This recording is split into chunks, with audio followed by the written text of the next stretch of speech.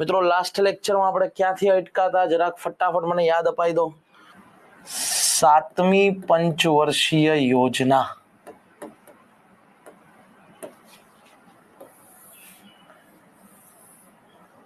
7મી પંચવર્ષીય યોજના બરાબર. જો આના કાર્યકાળની વાત કરવામાં આવે મિત્રો તો 1985 થી લઈ અને 1990 સુધી આ 7મી પંચવર્ષીય યોજના શરૂ થયેલી હતી.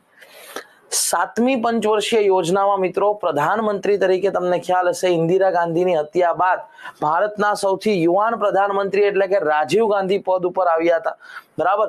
અને એમણે જે છે શું કરાયું હતું તો આ યોજનાનો મુખ્ય ઉદ્દેશ્ય શું હતો તો મિત્રો યાદ રાખજો, આ યોજનાનો મુખ્ય ઉદ્દેશ્ય ભારતમાં આધુનિકીકરણની શરૂઆત થઈ હતી ભાઈ. આ યોજનાનો ઉદ્દેશ્ય શું હતો તો આ યોજનાનો ઉદ્દેશ્ય હતો કે ભારતમાં આધુનિકીકરણની શરૂઆત થઈ.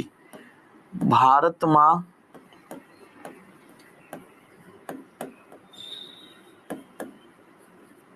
આધુનિકીકરણની શરૂઆત થઈ. એટલું જ નહીં, ભારતમાં કેના યુગની શરૂઆત થઈ તો અત્યારે તમે મને જે ટેકનોલોજીથી સાંભળો છો, અત્યારે તમે મને જોઈ રહ્યા છો, હું જે આ સિસ્ટમ ચલાવી રહ્યો છું, તો ભારતમાં કોમ્પ્યુટરીકરણની શરૂઆત કરી ભાઈ. ભારતમાં કોમ્પ્યુટરનો યુગ, ભારતમાં કોમ્પ્યુટરીકરણના પ્રણેતા રાજીવ ગાંધીને માનવામાં આવે છે. તો ભારતમાં કોમ્પ્યુટરીકરણની શરૂઆત કરવામાં આવી, ભારતને મોડર્ન બનાવવાની વાત કરવામાં આવી. આનો ઉદ્દેશ્ય ખાદ્યાન્ન ઉત્પાદકતા વધારવાનો, ખાદ્યાન્ન ઉત્પાદકતા વધારવાનો તથા કૃષિ ક્ષેત્રનો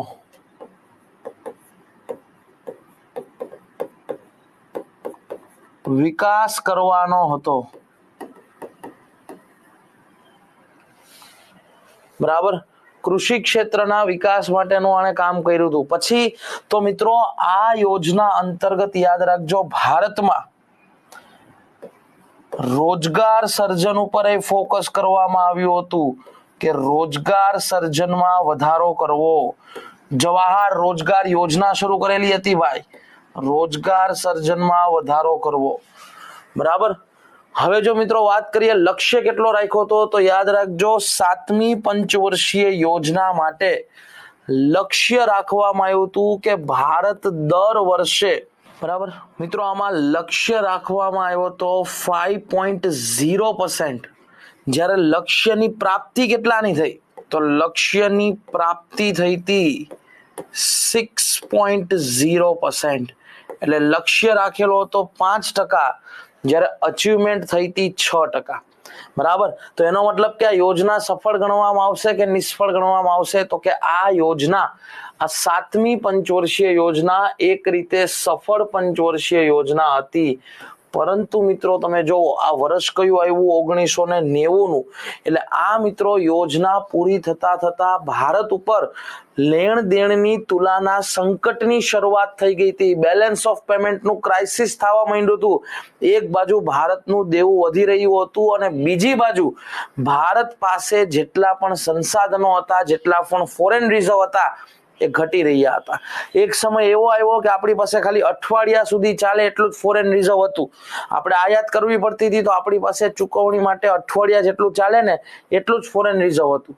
એટલે અહીંયા મિત્રો શું થયું તો કે અહીંયા જે છે આ યોજના નો ડાઉટ કે સારી રીતના ઇમ્પ્લિમેન્ટેશનમાં આવી, પણ આ યોજના જેવી પતતા ભારત ઉપર આર્થિક સંકટની શરૂઆત થઈ ગઈ અને એના પછી ભારતે IMF પાસે પોતાનું ગોલ્ડ બરાબર છે જમા કરાવી અને અમુક શરતો માની અને ભારતે શું કરવું પડ્યું હતું ભાઈ તો કે લોન લેવી પડી હતી IMF પાસેથી બરાબર. આ 7મી પંચવર્ષીય યોજનામાં મિત્રો યાદ રાખજો 7મી પંચવર્ષીય યોજનામાં હિન્દુ વૃદ્ધિ દરનો ખ્યાલ, Hindu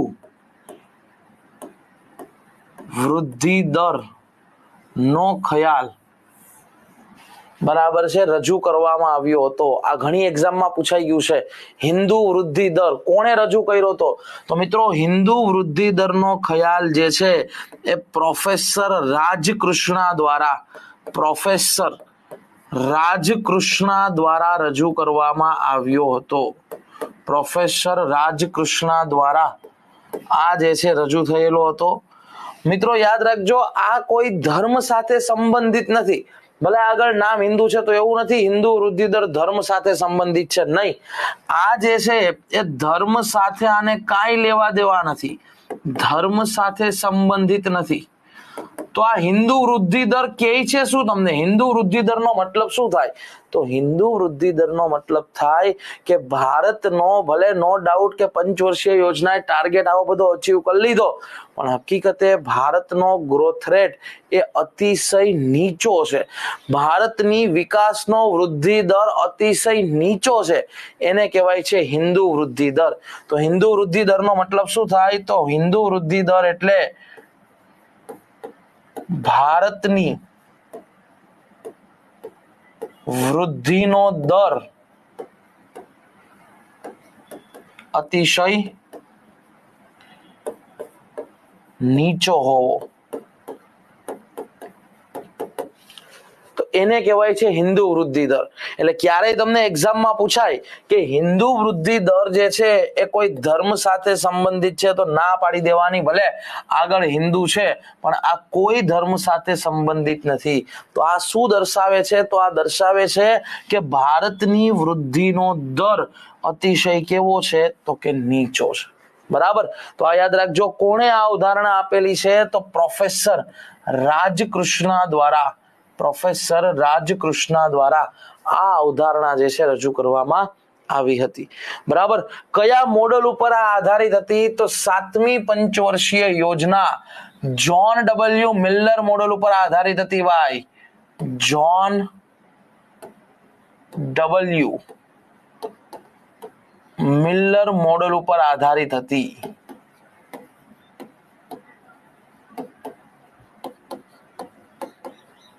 John W Miller model ઉપર શું હતી?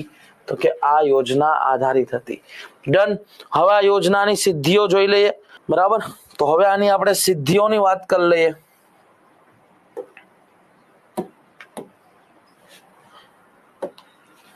આ યોજનાની સિદ્ધિઓ, અચીવમેન્ટ્સ. તો આની પહેલી સિદ્ધિ તો ઈ જ છે મિત્રો કે આ અરસામાં તમને ખબર હશે કે ભારતમાં સ્ટોક ઇન્વેસ્ટમેન્ટ ને બધું થતું હતું, તો આ અરસામાં સેબીની સ્થાપના થઈ. કેની સ્થાપના કરવામાં આવી? તો કે સેબીની સ્થાપના કરવામાં આવી. બરાબર. સેબીનું ફૂલ ફોર્મ થશે security exchange board of India. 1988 માં આની સ્થાપના થઈ હતી. સ્થાપના સમયે આ કારોબારી સંસ્થા હતી. યાદ રાખજો, સ્થાપના સમયે કારોબારી સંસ્થા હતી. પણ 1992 માં આના માટે એક અલગથી શું બનાવવામાં આવ્યો? કાયદો બનાવવામાં આવ્યો. એટલા માટે આ કાયદાકીય સંસ્થા થઈ ગઈ. કેવી સંસ્થા થઈ ગઈ? કાયદાકીય સંસ્થા થઈ ગઈ. બીજું શું થયું ભાઈ અહીંયા? બરાબર. તો પછી સેબીની સ્થાપના પછી ભારતમાં પહેલી વખત આ યોજનાએ સ્પીડ પોસ્ટની શરૂઆત કરી. સ્પીડ પોસ્ટની શરૂઆત એ પણ આ જ યોજનામાં થઈ છે. આ યોજના અંતર્ગત જવાહર રોજગાર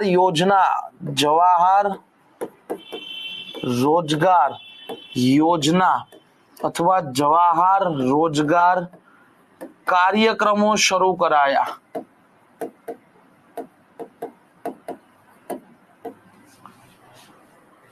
બરાબર. પછી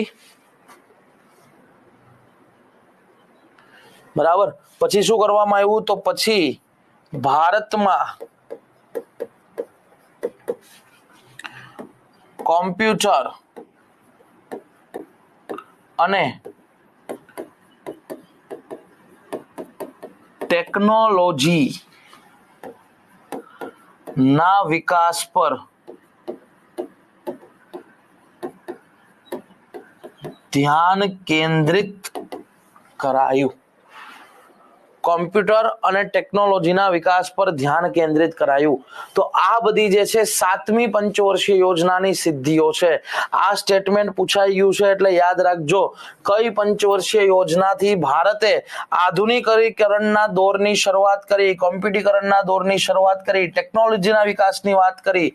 તો યાદ રાખજો 7મી પંચવર્ષીય યોજના. ડન. તો અહીંયા મિત્રો આપણે 7મી પંચવર્ષીય યોજનાને ફરીથી એક વખત શાંતિથી સાંભળી લો. 1985 થી 90ના સમયગાળા દરમિયાન શરૂ કરવામાં આવેલી હતી, જેનો ઉદ્દેશ્ય ભારતમાં મોડર્નાઇઝેશનની શરૂઆત કરવાનો હતો, કોમ્પ્યુટરીકરણની શરૂઆત કરવાનો હતો, ખાદ્યાન્નની ઉત્પાદકતા વધારી અને રોજગાર સર્જનમાં વધારો કરવાનો હતો. બરાબર છે. આ યોજનામાં હિન્દુ વૃદ્ધિ દરની અવધારણા પ્રોફેસર રાજકૃષ્ણએ આપી. હિન્દુ વૃદ્ધિ દર એ કોઈ ધર્મ સાથે સંબંધિત નથી. હિન્દુ વૃદ્ધિ દર એવું કહે છે કે ભારતનો વૃદ્ધિ દર જે કક્ષાએ વધવો જોઈએ એટલી કક્ષાએ વધી નથી રહ્યો. એનો મતલબ કે ભારતનો વૃદ્ધિ દર નીચો છે, તો એને હિન્દુ વૃદ્ધિ દર કહેવામાં આવે છે. 7મી પંચવર્ષીય યોજના રાજીવ ગાંધીના સમયમાં જ્હોન ડબલ્યુ મિલર મોડેલના આધારે શું થઈ હતી? તો કે શરૂઆત થઈ હતી. બરાબર. અને અહીંયા મિત્રો સિદ્ધિઓની વાત કરીએ તો અહીંયા ભારતમાં આ યોજના અંતર્ગત સેબીની સ્થાપના કરવામાં આવી 1988માં. 92માં એના માટે અલગથી કાયદો પસાર કરવામાં આવ્યો. સ્પીડ પોસ્ટની શરૂઆત થઈ. જવાહર રોજગાર કાર્યક્રમો શરૂ કરવામાં આવ્યા અને ભારતમાં કોમ્પ્યુટર અને ટેકનોલોજીના વિકાસની શરૂઆત થઈ. ડન. આટલી વસ્તુ ક્લિયર છે? ચલો એકવાર ફટાફટ મને કમેન્ટ કરી દો, આનું હેડક્વાર્ટર ક્યાં છે? સેબીનું હેડક્વાર્ટર ક્યાં આવેલું છે? અને હમણાં આ સંસ્થા ચર્ચામાં હતી કારણ કે આના નવા અધ્યક્ષ આવ્યા છે. ચલો ફટાફટ મગજમાં ઉતરે છે ભાઈ? હું જે સમજાવું છું બધાને મગજમાં ઉતરે છે? સેબીના જો હેડક્વાર્ટરની વાત કરીએ તો આનું હેડક્વાર્ટર યાદ રાખજો મુંબઈ ખાતે છે. બરાબર. અને હમણાં સેબીના નવા અધ્યક્ષ આવ્યા હતા અને આ ક્વેશ્ચન ઘણી બધી એક્ઝામમાં પૂછાઈ પણ ગયો કે સેબીના નવા અધ્યક્ષ તરીકે કોની નિમણૂક થઈ? તો એના નવા અધ્યક્ષ તરીકે તુહિન કાંતા પાંડેની નિમણૂક કરવામાં આવી હતી ભાઈ. તુહિન કાંતા પાંડે. બરાબર. ચલો વેરી ગુડ, સરસ. તો આ થઈ ગઈ તમારી 7મી પંચવર્ષીય યોજના. ડન. હવે મિત્રો તમે સમજો શું થયું. મેં તમને શું કીધું? આ યોજના પત્તા 1990ની આસપાસ ભારત પાસે ફોરેન રિઝર્વ જે છે સમાપ્ત થઈ ગયું હતું. બેલેન્સ ઓફ પેમેન્ટનું સંકટ આવી ગયું હતું.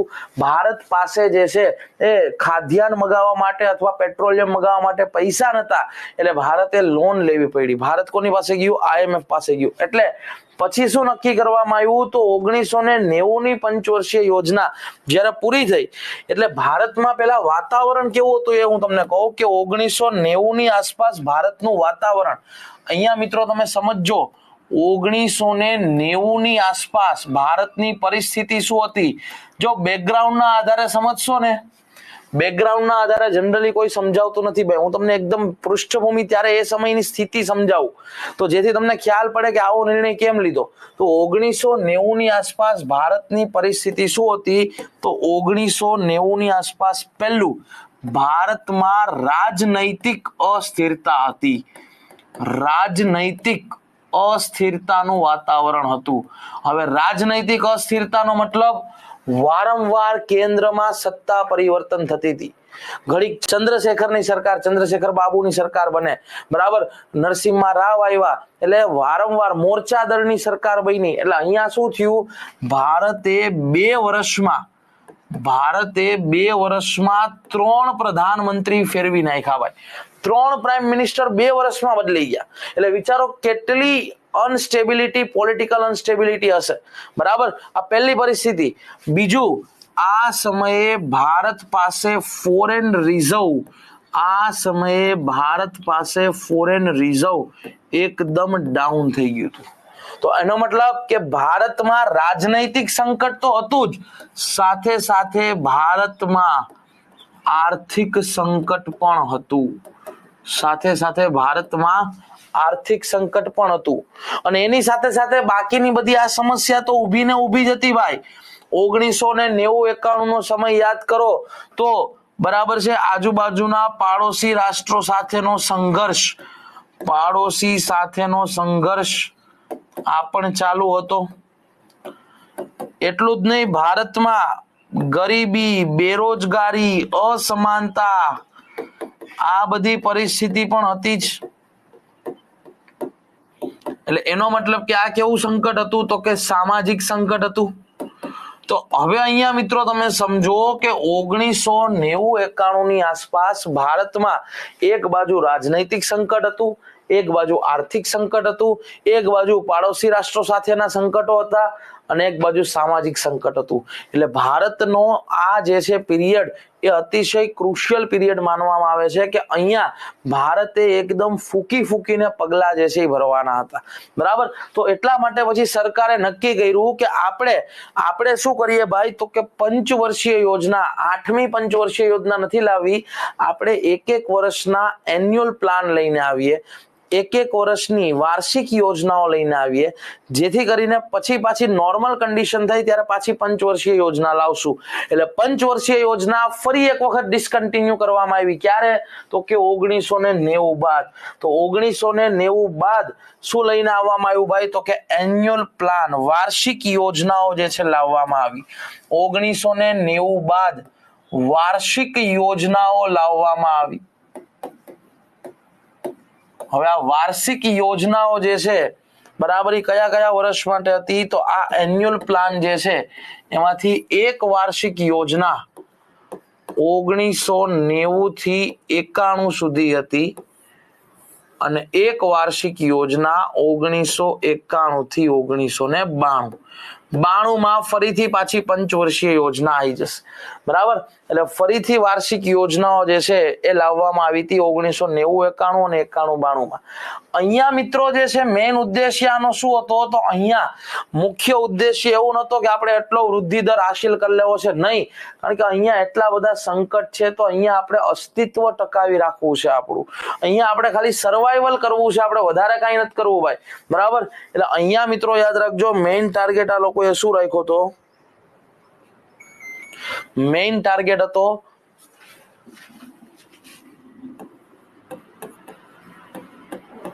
રોજગાર સર્જન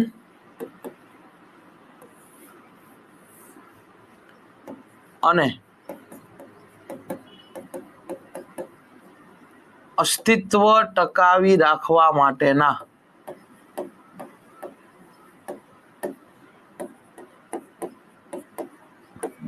ઉપાયો. કારણ કે આ બધી પરિસ્થિતિમાં ભારત બરાબર છે એટલું સક્ષમ નતું કે તરત જ ભારત જે છે પાછી નવી પંચવર્ષીય યોજના લઈ આવે. બરાબર. આ સમયે કોના હાથમાં બધું હતું? તો આ સમયે મિત્રો યાદ રાખજો, આયોજન પંચના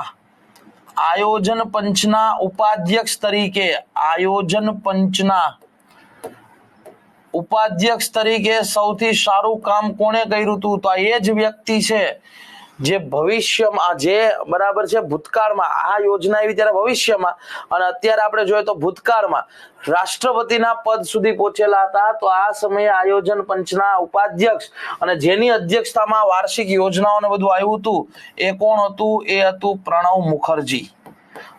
મુખર્જી. એમણે જે છે આ વાર્ષિક યોજનાઓ જે છે તૈયાર કરી હતી ભાઈ. બરાબર. એમનો મુખ્ય ઉદ્દેશ્ય શું હતો? કે ભારતમાં બરાબર છે અત્યારે સર્વાઈવલ માટે આપણે જે કરવું પડે એ કરશું.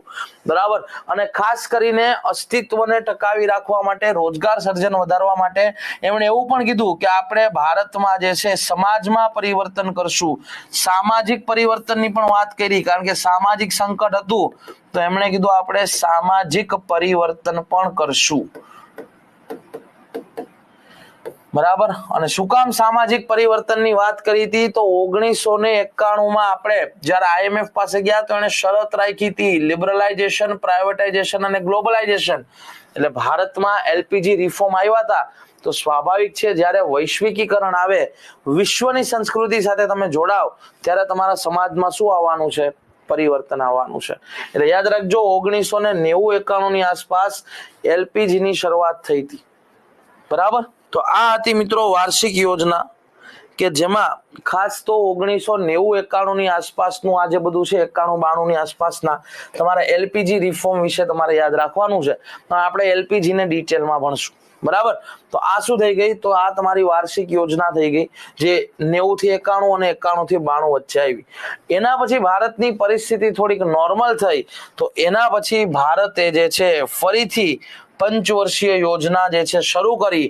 અને હવે કેટલામી પંચવર્ષીય યોજના હતી? તો આ 8મી પંચવર્ષીય યોજના હતી. કેટલામી પંચવર્ષીય યોજના? તો કે 8મી પંચવર્ષીય યોજના. 8મી પંચવર્ષીય યોજના હતી. બરાબર. વાર્ષિક યોજનાઓ ખ્યાલ આવી ગઈ. એ સમય હતા પીવી નરસિંહ રાવ. હા, મનમોહનસિંહ 1991-92 ના સમય આવશે. મનમોહનસિંહ જે છે 91-92 માં ફાઇનાન્સ મિનિસ્ટર હતા, પીવી નરસિંહ રાવ પ્રધાનમંત્રી હતા. એ સમય આવશે, એલપીજી સમય. બરાબર. ચલો ડન. હવે વાત કરીએ આપણે 8મી પંચવર્ષીય યોજના. તો પહેલા તો મિત્રો 8મી પંચવર્ષીય યોજનાના જો કાર્યકાળની વાત કરવામાં આવે તો 1992 થી લઈ અને 1997, 1992 થી લઈ અને 1997 સુધી 8મી પંચવર્ષીય યોજના જે છે એ લાગુ પાડવામાં આવી હતી. બરાબર. મિત્રો યાદ રાખજો, 8મી પંચવર્ષીય યોજના નો ડ્રાફ્ટ જ્યારે પૂરો થતો તો, એનો મુસદ્દો તૈયાર થતો તો, તો અલગ અલગ ભારતે ફરીથી 3 પ્રધાનમંત્રીઓ જોઈ લીધા. એક હતા પીવી નરસિંહ રાવ, એક હતા અટલ બિહારી વાજપેયી અને એક હતા એચડી દેવગૌડા. એટલે એનો મતલબ કે હજી ભારતમાં પોલિટિકલ અનસ્ટેબિલિટી તો હતી જ, પણ ભારત જે છે ફાઇનાન્શિયલી સર્વાઈવ કરી ગયું હતું. એટલે પછી 8મી પંચવર્ષીય યોજના શરૂ કરી દીધી. બરાબર. 8મી પંચવર્ષીય યોજના મિત્રો કયા મોડેલ ઉપર હતી? તો યાદ રાખજો, 8મી પંચવર્ષીય યોજના પણ જ્હોન ડબલ્યુ મિલર મોડેલ ઉપર જ આધારિત હતી. જ્હોન ડબલ્યુ મિલર મોડેલ આના ઉપર જ આધારિત હતી. બરાબર. જો 8મી પંચવર્ષીય યોજનાના ઉદ્દેશ્યોની વાત કરવામાં આવે તો 8મી પંચવર્ષીય યોજનાનું મુખ્ય ઉદ્દેશ્ય અથવા મુખ્ય હેતુ શું હતો? તો મિત્રો યાદ રાખજો, આ પંચવર્ષીય યોજનાનો મુખ્ય હેતુ શિક્ષા માટે કાર્ય કરવાનો હતો. બરાબર છે. આ પંચવર્ષીય યોજનાથી શિક્ષણ ઉપર ધ્યાન કેન્દ્રિત કરવાની શરૂઆત થાય છે. શિક્ષણ પર ધ્યાન કેન્દ્રિત કરવાની શરૂઆત. આ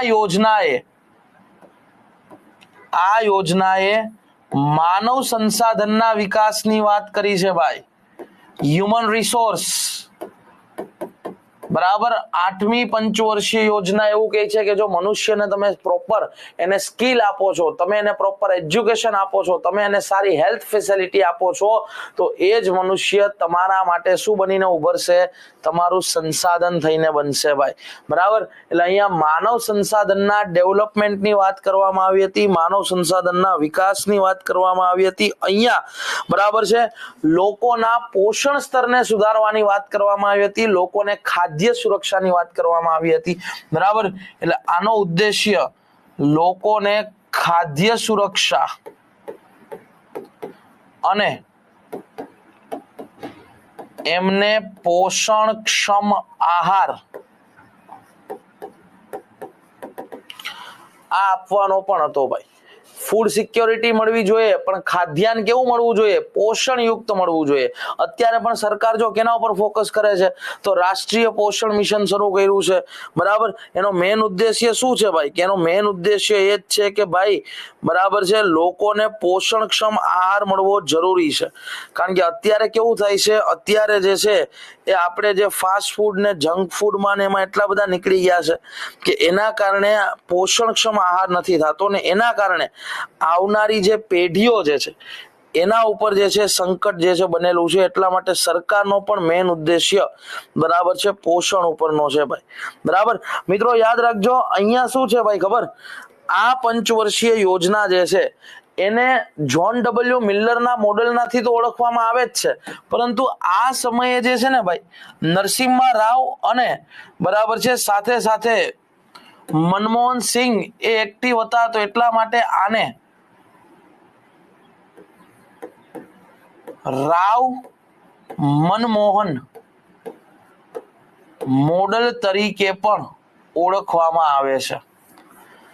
રાવ મનમોહન મોડલ તરીકે પણ ઓળખવામાં આવે છે. બીજું 8મી પંચવર્ષીય યોજનામાં શું ધ્યાન રાખવામાં આવ્યું? તો 8મી પંચવર્ષીય યોજનામાં બેલેન્સ ઓફ પેમેન્ટ પર નિયંત્રણની શરૂઆત થઈ. એનો મતલબ, કારણ કે હજી તો હમણાં જ ભારતે બેલેન્સ ઓફ પેમેન્ટ નું સંકટ જે છે જોયું હતું, એટલે 8મી પંચવર્ષીય યોજનામાં લક્ષ્ય રાખવામાં આવ્યો કે આપણે જે લેણ દેણની તુલા છે, આપણે જે બેલેન્સ ઓફ પેમેન્ટ છે એના ઉપર અમુક કંટ્રોલ રાખશું. કામ વગરની ચીજ વસ્તુ જે છે એની આયાત નહીં કરીએ, આપણે આપણી નિકાસ વધારશું, જેથી આપણું બેલેન્સ ઓફ પેમેન્ટ કેવું રહે ભાઈ? કંટ્રોલમાં રહે. બરાબર. ચલો 3 PM ના નામ. 3 PM માં એક હતા પીવી નરસિંહ રાવ, એક હતા અટલ બિહારી વાજપેયી અને એક હતા HD દેવગૌડા. આ 3 PM હતા. તો બેલેન્સ ઓફ પેમેન્ટ પર શું કરવામાં આવ્યું? તો કે નિયંત્રણની શરૂઆત થઈ. આ પંચવર્ષીય યોજનાએ વસ્તી વૃદ્ધિ ને રોકવા અથવા પરિવાર નિયોજન પર પણ ધ્યાન કેન્દ્રિત કર્યું ભાઈ. પરિવાર નિયોજન પર ધ્યાન કેન્દ્રિત કર્યું હતું ભાઈ. બરાબર. કારણ કે એક બાજુ ભારતની વસ્તી વધી રહી હતી ભાઈ, તો એટલા માટે જરૂરી એ પણ હતું કે જો હકીકતે ભારતનો ગ્રોથ રેટ વધારવો હશે, હકીકતે ભારતમાં પર કેપિટા ઇન્કમ વધારવી હશે, તો તમારે બરાબર છે વસ્તી વૃદ્ધિ ઉપર પણ બરાબર છે રોક લગાડવી પડશે. બરાબર. હવે જો મિત્રો વાત કરવામાં આવે તો આનો ટાર્ગેટ હતો 5.6%. બરાબર. કે ભાઈ 8મી પંચવર્ષીય યોજનામાં ટાર્ગેટ કેટલો રાખેલો હતો? તો આ પંચવર્ષીય યોજનામાં ટાર્ગેટ રાખેલો હતો 5.6% થી આપણે જીડીપી ગ્રોથ રેટ કરશું. અને અચીવમેન્ટ કેટલાની છે? તો યાદ રાખજો, અહીંયા અચીવમેન્ટ કેટલો હાંસલ કર્યો? તો અચીવમેન્ટ છે 6.8%. તો એકવાર ફટાફટ કમેન્ટ કરીને કહો કે 8મી પંચવર્ષીય યોજના સફળ ગણાશે કે નિષ્ફળ ગણાશે? ટાર્ગેટ 5.6%, અચીવમેન્ટ કર્યું 6.8%. તો આ જે છે સફળ હતી કે નિષ્ફળ યોજના હતી? તો મિત્રો યાદ રાખજો, 8મી પંચવર્ષીય યોજના સફળ પંચવર્ષીય યોજના હતી. સફળ હતી ભાઈ. અહીંયા મિત્રો યાદ રાખજો, સાથે સાથે હા, સેવા ક્ષેત્રના વિકાસ પર ધ્યાન કેન્દ્રિત કરવામાં આવ્યું હતું. સેવા ક્ષેત્રનો વિકાસ, આના ઉપર ધ્યાન કેન્દ્રિત કરેલું હતું. ગ્રામીણ વિકાસ ઉપર ધ્યાન કેન્દ્રિત કરેલું હતું. ગ્રામીણ વિકાસ, આના ઉપર પણ ધ્યાન કેન્દ્રિત કરવામાં આવ્યું હતું 8મી પંચવર્ષીય યોજનામાં. બરાબર. 8મી પંચવર્ષીય યોજનામાં મિત્રો એક વસ્તુ એ પણ યાદ રાખજો કે અહીંયા 8મી પંચવર્ષીય યોજનામાં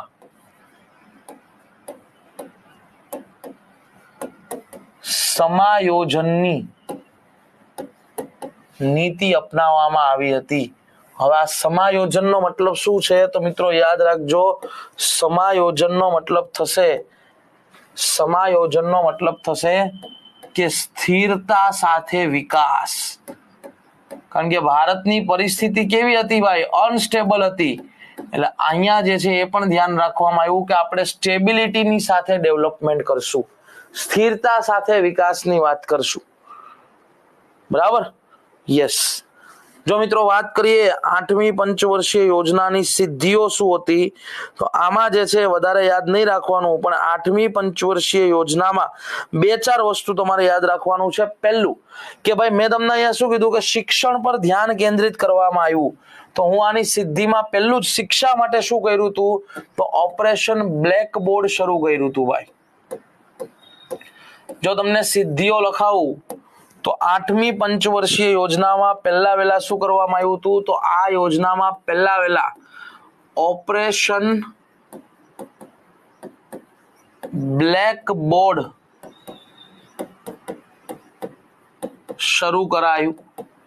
હવે ઓપરેશન બ્લેક બોર્ડ જે છે આનો ઉદ્દેશ્ય શું હતો? તો આનો ઉદ્દેશ્ય સમાવેશી શિક્ષા આપવાનો હતો. દરેક બાળક સુધી, દરેક લોકો સુધી કેનો વ્યાપ થવો જોઈએ? શિક્ષણનો વ્યાપ થવો જોઈએ. તો આ પહેલું ઓપરેશન કયું આવશે? તો ઓપરેશનનું નામ યાદ રાખજો, ઓપરેશન બ્લેક બોર્ડ શરૂ કરવામાં આવ્યું હતું. બીજું, આ યોજના અંતર્ગત શું થયું? તો આ યોજના અંતર્ગત ભારતને WTO ની સદસ્યતા, ભારત વર્લ્ડ ટ્રેડ ઓર્ગેનાઇઝેશન નો સભ્ય બન્યું. હવે અહીંયા મિત્રો યાદ રાખજો, WTO નો સભ્ય બન્યું એનો મતલબ શું થાય? WTO નો સભ્ય બન્યું એનો મતલબ કે ભારતે પોતાની અર્થવ્યવસ્થાને ઓપન ઇકોનોમી કરી દીધી હતી. તો એનો મતલબ એવો થાય કે ભારત હવે આયાત અને નિકાસના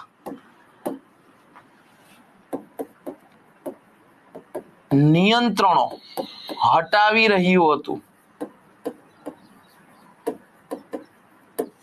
ઇમ્પોર્ટ એક્સપોર્ટ ઉપર જે સરકારનો વધારાનો ખોટો કંટ્રોલ હતો, આયાત અને નિકાસ, ઇમ્પોર્ટ અને એક્સપોર્ટના કારણે જે સરકારે ખોટા કંટ્રોલ રાખેલા હતા એ બધા દૂર કરવાની શરૂઆત થઈ. એટલું જ નહીં, આ જ બરાબર છે પંચવર્ષીય યોજના અંતર્ગત ભારતે ડિપાર્ટમેન્ટ ઓફ ડિસઇન્વેસ્ટમેન્ટની શરૂઆત કરી. યાદ રાખજો, ડિપાર્ટમેન્ટ ઓફ ડિસઇન્વેસ્ટમેન્ટ ની શરૂઆત કરી. કયા મંત્રાલય અંતર્ગત? તો મિત્રો યાદ રાખજો, ડિપાર્ટમેન્ટ ઓફ ડિસઇન્વેસ્ટમેન્ટ આ નાણાં મંત્રાલય અંતર્ગત શરૂ કરવામાં આવ્યું હતું. નાણાં મંત્રાલય અંતર્ગત. હવે તમે કહેશો સાહેબ ડિપાર્ટમેન્ટ ઓફ ડિસઇન્વેસ્ટમેન્ટની શરૂઆતની જરૂર શું કામ થઈ? તો એનું કારણ હતું, યસ, 1995 માં 1995 માં WTO ડિપાર્ટમેન્ટ ઓફ ડિસઇન્વેસ્ટમેન્ટ એટલા માટે બન્યું કે સરકારે એલપીજી અંતર્ગત કેની વાત કરી હતી ભાઈ? તો કે ખાનગીકરણની, પ્રાઇવેટાઇઝેશનની વાત કરી હતી. જે સરકારી કંપની હોય એને પ્રાઇવેટમાં વેચી દેવાની વાત કરી હતી. તો જ્યારે સરકાર પોતાની કંપની એ પ્રાઇવેટમાં વેચી દેવાની વાત કરે તો એને ડિસઇન્વેસ્ટમેન્ટ કહેવાય. જો રોકાણ કરે તો ઇન્વેસ્ટમેન્ટ કહેવાય. જો રોકાણ પાછું ખેંચી લે તો ડિસઇન્વેસ્ટમેન્ટ કહેવાય. તો ડિપાર્ટમેન્ટ ઓફ ડિસઇન્વેસ્ટમેન્ટ જે નાણાં મંત્રાલયની અંતર્ગત શરૂ કરવામાં આવ્યું, કારણ કે ભારતે ખાનગીકરણની પ્રોસેસ અપનાવી હતી. હવે આ ડિપાર્ટમેન્ટ ઓફ ડિસઇન્વેસ્ટમેન્ટનું યાદ રાખજો, હમણાં નામ બદલી નાખ્યું છે. આનું નવું નામ શું થઈ ગયું છે? તો આનું નવું નામ થઈ ગયું છે દીપમ. યાદ રાખજો, ડિપાર્ટમેન્ટ ઓફ ડિસઇન્વેસ્ટમેન્ટ નું હવે નામ કરી દીધું છે દીપમ. દીપમ નું ફૂલ ફોર્મ થાય department of investment and public asset management. Deepam નું ફૂલ ફોર્મ થશે department of investment and public asset management. અને યાદ રાખજો, આ જે ડિપાર્ટમેન્ટ ઓફ ડિસઇન્વેસ્ટમેન્ટ બન્યું એના પ્રથમ અધ્યક્ષ તરીકે કોની નિમણૂક કરી હતી? યાદ રાખજો, આ પણ પૂછી શકાય ભાઈ. નાણાં મંત્રાલય અંતર્ગત જે ડિપાર્ટમેન્ટ ઓફ ડિસઇન્વેસ્ટમેન્ટ બન્યું એના પહેલા અધ્યક્ષ તરીકે જે.બી. રામકૃષ્ણન ની નિમણૂક કરવામાં આવી હતી. જે.બી. રામકૃષ્ણન ની નિમણૂક કરવામાં આવી હતી. બરાબર, ડિપાર્ટમેન્ટ ઓફ ડિસઇન્વેસ્ટમેન્ટ જે અત્યારે દીપમ તરીકે ઓળખાય છે, રાઈટ. અને મિત્રો યાદ રાખજો કે આમાં છેલ્લે રાષ્ટ્રીય પોષણ આહાર કાર્યક્રમની પણ શરૂઆત થઈ હતી. કારણ કે મેં તમને ઉદ્દેશ્યમાં શું લખાયું? પોષણક્ષમ આહાર દેવાનો છે. એટલે ચોથી આની સિદ્ધિ એ પણ હતી કે રાષ્ટ્રીય પોષણ આહાર કાર્યક્રમ જે છે એ શરૂ કરાયો હતો. બરાબર, તો આ થઈ ગઈ તમારી 8મી પંચવર્ષીય યોજના. બરાબર, 8મી પંચવર્ષીય યોજના. રાવ મનમોહન મોડેલ કયો તોય ચાલે, જ્હોન ડબલ્યુ મિલર મોડેલ કયો તોય ચાલે. આ એનો ઉદ્દેશ્ય સમાયોજનની નીતિ, ટાર્ગેટ 5.6%, અચીવમેન્ટ 6.8% અને આ બાકીની બધી એની સિદ્ધિઓ. ડન, સમજાઈ ગયું છે આટલું ભાઈ બધાને? બરાબર, પંચવર્ષીય યોજનાનું આટલું ડિટેલમાં કન્ટેન્ટ તમને ડેફિનેટલી કોઈ જગ્યાએ નહીં મળે. આ જે પંચવર્ષીય યોજનાનું તમે જે આ બુક્સ બનાવો છો એ ડેફિનેટલી કહું છું આ કન્ટેન્ટ ક્યાંય નહીં મળે. આ તમારા માટે બરાબર છે કોરું માખણ લઈ આવ્યો છું ભાઈ. બરાબર, ચલો આટલી વસ્તુ ખ્યાલ આવી ગઈ બધાને. અને જનરલી પંચવર્ષીય યોજના મેજોરિટી ફેકલ્ટી જે છે એ પીપીટી માં જ ભણાવતા હોય છે. તમને પહેલેથી જ પીપીટી માં ભણાવવાની આદત નહીં ભાઈ, રાઈટ? Okay done. ચલો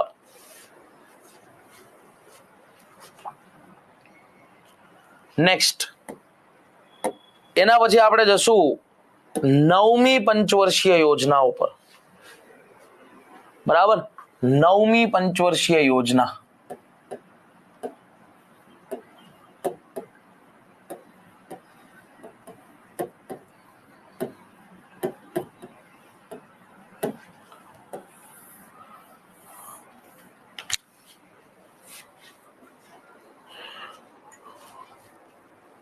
બરાબર, ઓનલી ક્લાસ નોટ થી પ્રિલિમ થઈ જશે. ઓનલી ક્લાસ નોટ થી ભાઈ હું તો બરાબર એવું કહીશ કે ક્લાસ નોટ નું તમે વ્યવસ્થિત રિવિઝન કરશો અને ક્લાસ નોટ ના આધારે પછી તમે વ્યવસ્થિત આન્સર રાઇટિંગ કરશો ને તો પ્રિલિમની હું તો તમને એવું કહું મેઇન્સ પણ થઈ જશે ભાઈ. પણ એના માટે જરૂરી છે કે તમારે વ્યવસ્થિત ક્લાસ નોટને થોરલી ફોલો કરવાની છે.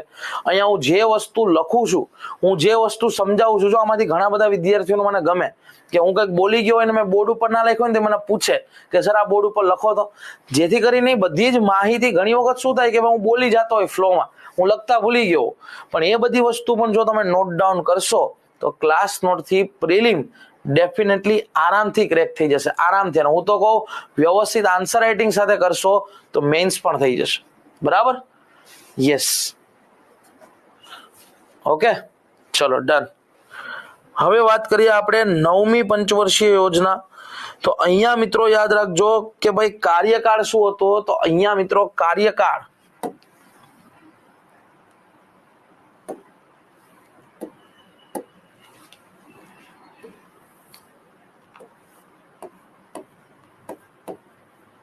$1997 થી લઈ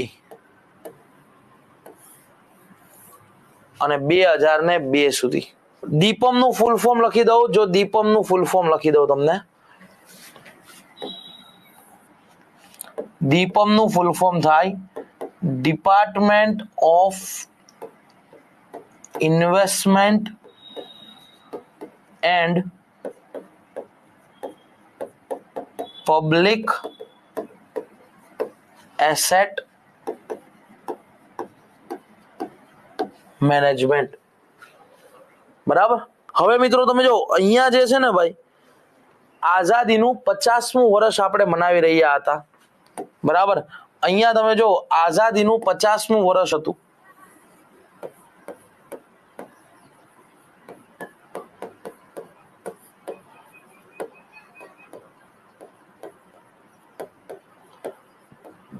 એટલે આ જે પંચવર્ષીય યોજના જે છે ને એ કોઈ મોડલ ઉપર નથી કરવામાં આવી, સમજો. આ જે પંચવર્ષીય યોજના જે છે એના માટે કોઈ મોડલ નતું, નહીં કોઈ મોડલ નતું. પણ આ જે પંચવર્ષીય યોજના તૈયાર થઈ એ આયોજન પંચની સમિતિએ તૈયાર કરી હતી પોતાની મેળે. આયોજન પંચની સમિતિ દ્વારા, આયોજન પંચની સમિતિ દ્વારા 9મી પંચવર્ષીય યોજના જે છે એ શરૂ કરવામાં આવી હતી. બરાબર, અને મિત્રો આ જે 9મી પંચવર્ષીય યોજના છે એ મુખ્યત્વે 9મી પંચવર્ષીય યોજના છે એ મુખ્ય બે બાબતો પર ધ્યાન કેન્દ્રિત કરતી હતી. મુખ્યત્વે બે બાબતો પર ધ્યાન કેન્દ્રિત કરી રહી હતી. આ કઈ બે બાબત છે, તો એમાં પહેલી બાબત એ હતી કે ભાઈ આ પંચવર્ષીય યોજના જેટલા પણ સંસાધનો છે આ સંસાધનોનું ન્યાયોચિત વિતરણ કરવાની વાત કરતી હતી ભાઈ. બરાબર, 9મી પંચવર્ષીય યોજનાનું પહેલો ઉદ્દેશ્ય એ હતો કે જેટલા પણ સંસાધનો છે આ સંસાધનોનું ન્યાયોચિત વિતરણ કરવામાં આવે. સંસાધનોનું ન્યાયોચિત વિતરણ અને આ પંચવર્ષીય યોજનાનું બીજું મુખ્યત્વે ધ્યાન કેન્દ્રિત હતું સમાનતા સાથે વિકાસ. સમાનતા સાથે વિકાસ. ચલો મિત્રો, જો કોઈને પોલિટીમાં યાદ હોય, જો કોઈને બંધારણમાં યાદ હોય, તો સંસાધનોનું ન્યાયોચિત વિતરણ એ વસ્તુ આપણે બંધારણના એક આર્ટિકલમાં લખેલી છે. તો કયા આર્ટિકલમાં લખાયેલું છે કે સંસાધનોનું ન્યાયોચિત વિતરણ કરવાનું રહેશે? જરા કમેન્ટ કરો જે કોને યાદ છે. જો પોલિટી વ્યવસ્થિત વાંચ્યું હશે તો તમને યાદ હશે ભાઈ. અહીંયા મિત્રો યાદ રાખજો, સંસાધનોનું ન્યાયોચિત વિતરણ એટલે આર્ટિકલ 39B. આર્ટિકલ 39B સંસાધનોનું ન્યાયોચિત વિતરણ. બરાબર. ચલો હવે મિત્રો આપણે વાત કરીએ કે ભાઈ આના ઉદ્દેશ્ય શું હતા. આજે 9મી પંચવર્ષીય યોજના જે છે એના ઉદ્દેશ્ય અથવા લક્ષ્ય શું રાખવામાં આવ્યા હતા? તો 9મી પંચવર્ષીય યોજના એ પહેલા વહેલા વુમન એમ્પાવરમેન્ટ, મહિલા સશક્તિકરણની વાત કરી હતી. એટલે આનો પહેલો ઉદ્દેશ્ય હતો મહિલા સશક્તિકરણ. આનો પહેલો ઉદ્દેશ્ય શું હતો? મહિલા સશક્તિકરણ. બીજું, આ યોજના ગરીબી ઉન્મૂલન એટલે કે ગરીબી નાબૂદી, ગરીબી ઉન્મૂલન અથવા ગરીબી નાબૂદીનું પણ લક્ષ્ય રાખતી હતી કે ભાઈ આપણે બને ત્યાં સુધી ભારતમાંથી હવે પોવર્ટી જે છે એને નીકાળી દેવી છે. પછી ત્રીજો આનો ટાર્ગેટ શું હતો? તો ત્રીજો આનો ટાર્ગેટ હતો ભાઈ કે ભારતમાં હવે જો સમાનતા સાથે વિકાસની વાત છે એટલે ભારતની અસમાનતા દૂર કરવી છે. તો એનો મતલબ કે આમાં ત્રીજો ટાર્ગેટ હતો કે ભારતમાં સામાજિક ન્યાયની સ્થાપનાને પ્રોત્સાહન આપવું. એનો મતલબ કે જે કાંઈ ભેદભાવ છે, જાતિ આધારિત, ધર્મ આધારિત, આવક આધારિત, એ બધા ભેદભાવો જે છે એને દૂર કરવું. બરાબર. મહિલા સશક્તિકરણ ઉપર ફોકસ કરવું, ગરીબી ઉન્મૂલન ઉપર ફોકસ કરવું, સામાજિક ન્યાય ઉપર વાત કરવી, પર્યાવરણનું સંરક્ષણ કરવું. 9મી પંચવર્ષીય યોજનામાં યાદ રાખજો પહેલી વખત હવે પર્યાવરણના સંરક્ષણ ઉપર ધ્યાન કેન્દ્રિત કરવામાં આવ્યું હતું. કારણ કે આ સમયગાળો તમે જો હવે જે છે ગ્લોબલ વોર્મિંગ, ક્લાઇમેટ ચેન્જ, આવું બધું જે છે એ બરાબર છે વધારે પડતું થવા લાગ્યું હતું. તો પછી પર્યાવરણના સંરક્ષણ ઉપર કામ કર્યું. બરાબર. પછી તો કે સામાજિક ન્યાય આપ્યો, તો એનો મતલબ કે ભાઈ વિકાસના અથવા તો સમાજના દરેક સમુદાયોને આર્થિક પ્રવૃત્તિમાં સામેલ કરવા. આર્થિક પ્રવૃત્તિમાં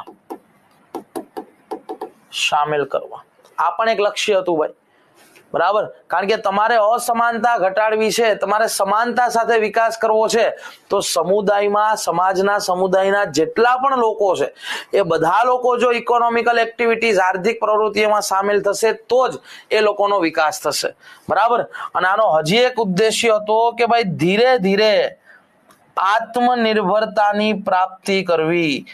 ધીરે ધીરે ભારત એ આત્મનિર્ભર ભારત બને, એ પણ 9મી પંચવર્ષીય યોજનાએ લક્ષ્ય રાખેલો હતો.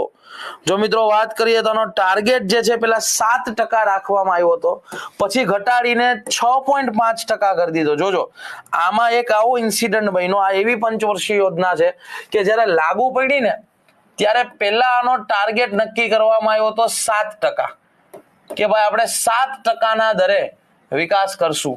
પણ પછી એનો ટાર્ગેટ બદલી અને 6.5% કરી દીધો. યાદ રાખજો.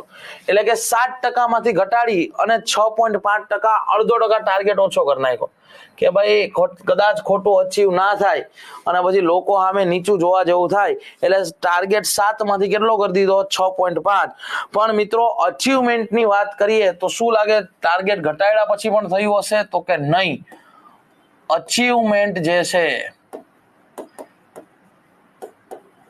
એ માત્ર 5.7%ની જ હતી. બરાબર. અચીવમેન્ટ જે છે કેટલાની રહી ભાઈ? તો કે 5.7%. બરાબર. હા, અમુક અમુક પુસ્તકમાં હજુ 5.4 લખેલું છે, તો 5.4 લખો તોય ચાલશે, કારણ કે અમુક અમુક મેં ફેમસ પુસ્તકો જોઈ છે એમાં 5.4 છે, અમુક અમુક જગ્યાએ 5.7 છે. પણ ઇન શોર્ટ, ટાર્ગેટ કરતા અચીવમેન્ટ ઓછી છે, તો એનો મતલબ શું થાય? એનો મતલબ થાય કે આ યોજના કેવી હતી? અસફળ હતી. આ યોજના અસફળ હતી. 5.4 લખો તોય ચાલશે, 5.7 લખો તોય ચાલશે. બરાબર. એટલે આ યોજના કેવી હતી? તો કે અસફળ યોજના હતી, કારણ કે ટાર્ગેટની પ્રાપ્તિ થઈ શકી નહીં. બરાબર. તો આ થઈ ગઈ તમારી 9મી પંચવર્ષીય યોજના. હવે આપણે આની ફટાફટ સિદ્ધિઓ જોઈ લઈએ.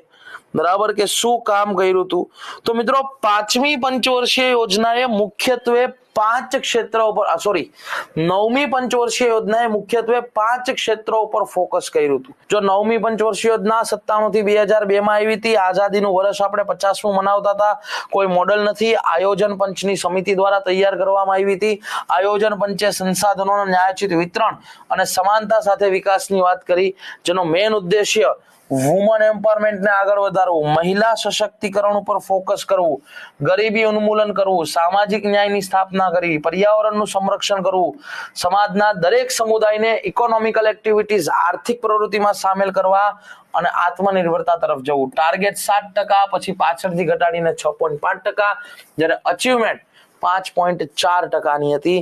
અને આ યોજના કેવી હતી? તો કે અસફળ હતી. આ યોજના કેવી હતી? અસફળ હતી. બરાબર. ચલો, તો હવે 9મી પંચવર્ષીય યોજનામાં મુખ્ય કયા 5 ક્ષેત્રો ઉપર ફોકસ કરવામાં આવ્યું? એ મુખ્ય 5 ક્ષેત્રને આપણે જોઈ લઈએ. 9મી પંચવર્ષીય યોજનામાં જે મુખ્ય 5 ક્ષેત્રો પર કામ કરવામાં આવ્યું હતું, એ મુખ્ય 5 ક્ષેત્ર કયા કયા છે? આઈ હોપ સો આ તમને બધું મગજમાં ઉતરે છે. બરાબર. તો આમાં પહેલું મુખ્ય ક્ષેત્ર 9મી પંચવર્ષીય યોજનાએ જેના ઉપર સૌથી વધારે ટાર્ગેટ કર્યો, એ છે ક્ષેત્રીય સંતુલન.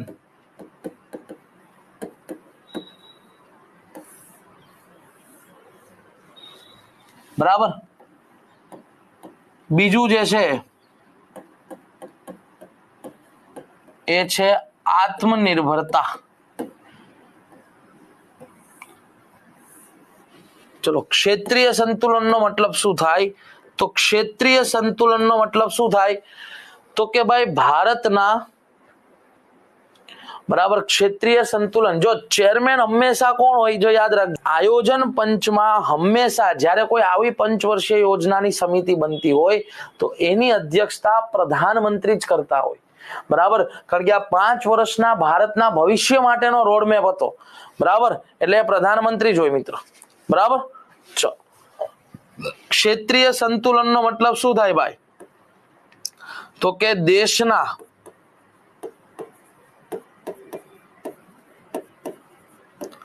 તમામ ક્ષેત્રનો વિકાસ કરવો. કારણ કે તમે ખાલી ગુજરાતનો વિકાસ કરો નહીં ચાલે, તમે ખાલી મહારાષ્ટ્રનો વિકાસ કરો નહીં ચાલે, તમે ખાલી ઝારખંડ, છત્તીસગઢને ઇગ્નોર કરી દેશો નહીં ચાલે. તમારે ક્ષેત્રીય સંતુલન કરવું પડશે. તમારે બધા જ રાજ્યનો વિકાસ સરખી રીતે કરવો પડશે, રિજનલ બેલેન્સ કરવું પડશે. યસ, અહીંયા મિત્રો શું કહેવા માંગે છે? તો અહીંયા તમને ખ્યાલ હોય તો વચ્ચે એક બીમારું રાજ્યનો કોન્સેપ્ટ હતો.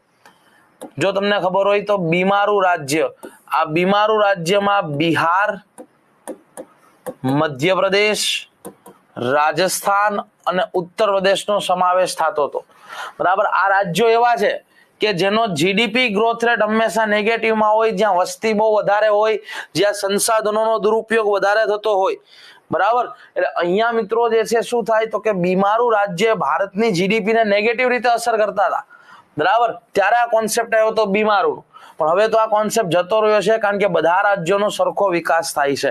તો ક્ષેત્રીય સંતુલનથી મતલબ શું છે? તો ક્ષેત્રીય સંતુલનથી મતલબ છે પછાત રાજ્યોમાં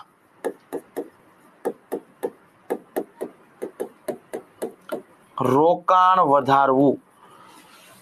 જે પછાત રહી ગયા છે રાજ્યો, એનામાં શું વધારવું ભાઈ? તો કે રોકાણ વધારવું. બરાબર.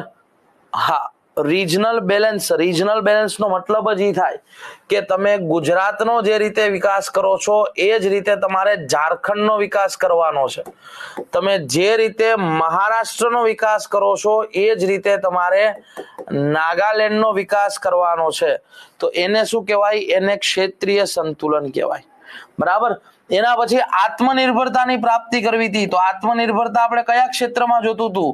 તો ખાદ્યાન્નની દ્રષ્ટિએ આત્મનિર્ભરતા, ખાદ્યાન્નની દ્રષ્ટિએ આત્મનિર્ભરતા અને ટેકનોલોજીની દ્રષ્ટિએ પણ આપણે આત્મનિર્ભરતાને પ્રાપ્ત કરવાની હતી. બરાબર. એના પછી શું કરવામાં આવ્યું? તો એના પછી રોજગાર સર્જન ઉપર ફોકસ કરવામાં આવ્યું અને રોજગાર સર્જન માટે રાષ્ટ્રીય રોજગાર આશ્વાસન કાર્યક્રમ શરૂ કરવામાં આવ્યા. બરાબર છે. આનું જે છે ત્રીજું ક્ષેત્ર શું હતું? તો કે રોજગાર સર્જન. બરાબર. પેલા લખી જ નાખું. આનું ચોથું જે છે ક્ષેત્ર હતું એ હતું ખાદ્ય સુરક્ષા અને આનું જે પાંચમું ક્ષેત્ર હતું એ હતું તમારી 7 મૂળભૂત આવશ્યકતાઓ પૂર્ણ કરવી. 7 તમારી જે બેઝિક નીડ જે છે એને પૂર્ણ કરવું. હવે રોજગાર સર્જન માટે શું કરવામાં આવ્યું? તો રોજગાર સર્જન માટે રાષ્ટ્રીય રોજગાર આશ્વાસન કાર્યક્રમ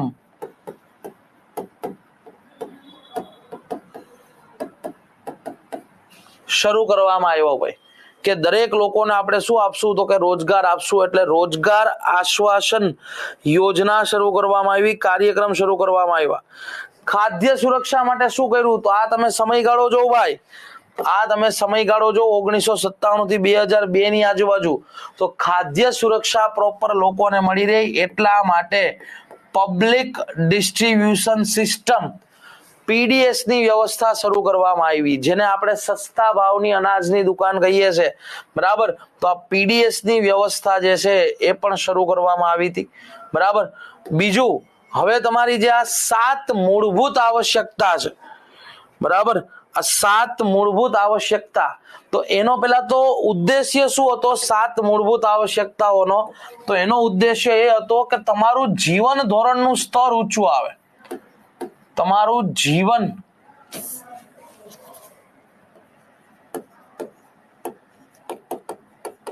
ધોરણ સ્તર ઊંચું લાવવું. બરાબર. તો હવે આપણે આ 7 આપણી બેઝિક નીડ કઈ છે એ આપણે લખી લઈએ કે 7 મૂળભૂત આવશ્યકતાઓમાં કઈ કઈ વસ્તુ આવશે.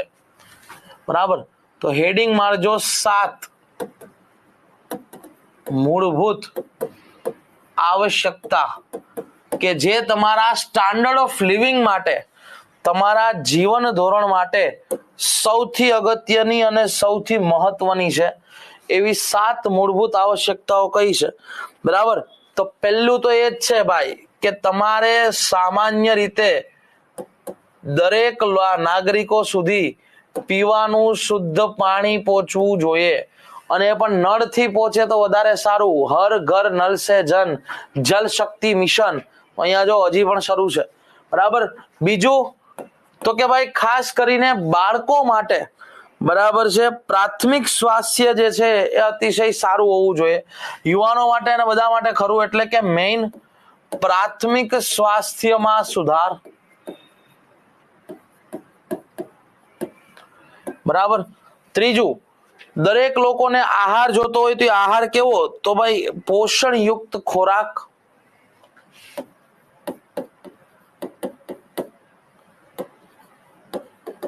પોષણયુક્ત આહાર.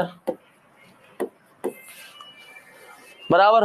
પછી તો કે ખાસ કરીને, બરાબર છે, ગ્રામીણ ક્ષેત્ર છે તો ગ્રામીણ ક્ષેત્રમાં શું વધારવાની? કનેક્ટિવિટી. તો ગ્રામીણ ક્ષેત્રે કનેક્ટિવિટી.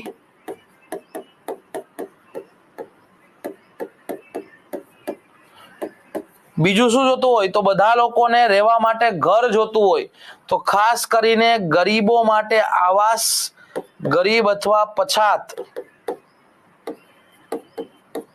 માટે આવાસ, આવાસ એટલે રહેઠાણની પાકી જગ્યા, બરાબર. અને છેલ્લું હજી બે, સાર્વજનિક પ્રાથમિક શિક્ષણ અને પીડીએસ જે છે એને યોગ્ય અને સચોટ રીતે લાગુ પાડવું, બરાબર. એટલે એક તો મેં કહી દીધું હતું શિક્ષણ વિશે, તો સાર્વજનિક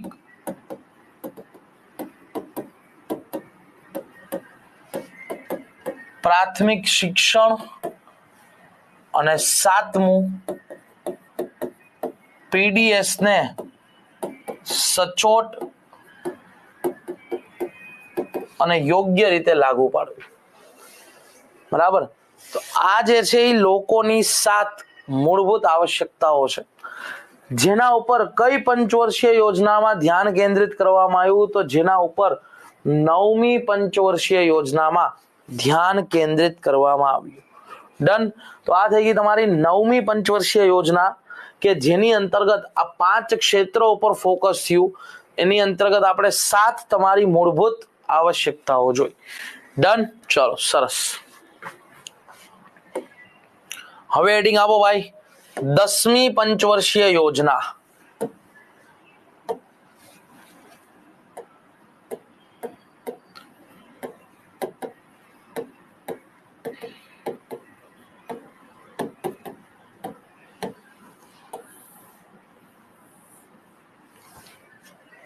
દસમી પંચવર્ષીય યોજના.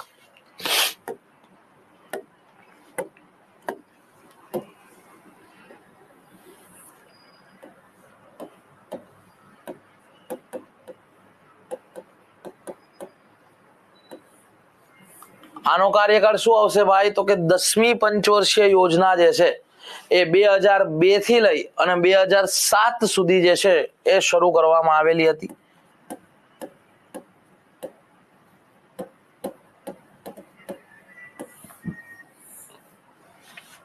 મિત્રો યાદ રાખજો, આ પંચવર્ષીય યોજના ઇનપુટ આઉટપુટ મોડલ એટલે કે આવક જાવક મોડલ ઉપર ડિપેન્ડ હતી. 10મી પંચવર્ષીય યોજના આવક જાવક મોડલ પર આધારિત હતી, બરાબર. આને શું કહેવાય, આને ઇનપુટ આઉટપુટ મોડલ કહેવાય. ઇનપુટ આઉટપુટ મોડલ એનો મતલબ કે જ્યાં બરાબર આયાત નિકાસ ઉપર વધારે ફોકસ કરવામાં આવતું હોય ને એ બધું, બરાબર. હવે મિત્રો આનો ઉદ્દેશ્ય તો ખાસ, પણ આનો મેઇન હેતુ એ હતો, બરાબર, કે અહીંયા જે છે ને આર્થિક વિકાસનો લાભ જન સામાન્ય સુધી પહોંચાડવાની વાત હતી ભાઈ. એનો મતલબ કે ભારતમાં જે કાંઈ ઇકોનોમિક ડેવલપમેન્ટ થાય છે એનો લાભ દેશના સામાન્યમાં સામાન્ય નાગરિકને પણ મળવો જોઈએ. એટલે આ જે છે મેઇન 10મી પંચવર્ષીય યોજના શું કહેતી હતી, 10મી પંચવર્ષીય યોજનાનો મતલબ જન સામાન્ય સુધી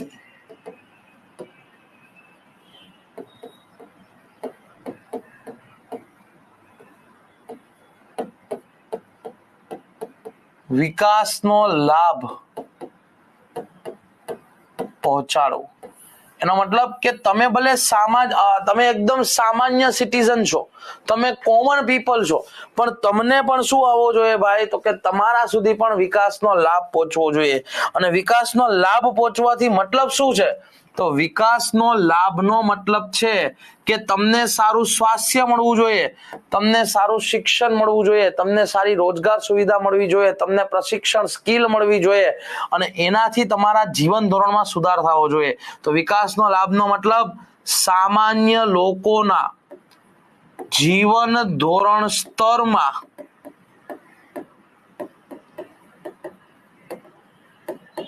સુધારો થવો.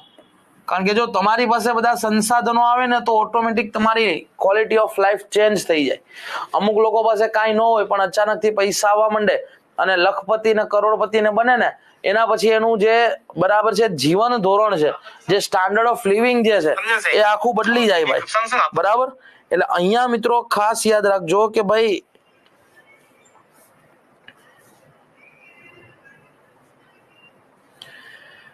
અહીંયા મિત્રો થોડીક ખાસ યાદ રાખજો કે ભાઈ આપણું જીવન ધોરણ સામાન્ય લોકો સુધી જે છે એ વિકાસનો લાભ પહોંચાડવાની વાત છે. હવે અહીંયા ઉદ્દેશ્ય શું રાખેલા હતા 10મી પંચવર્ષીય યોજનાના?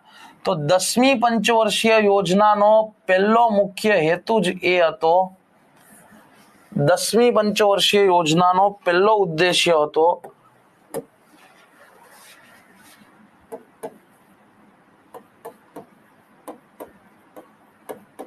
શિક્ષણ દરમાં વધારો કરવો. કેટલો વધારો? તો ટાર્ગેટ કરીને આપ્યું કે ભાઈ જેટલી જનસંખ્યા છે એના 75% લોકો સાક્ષર હોવા જોઈએ. 75% લોકોને સાક્ષર બનાવો.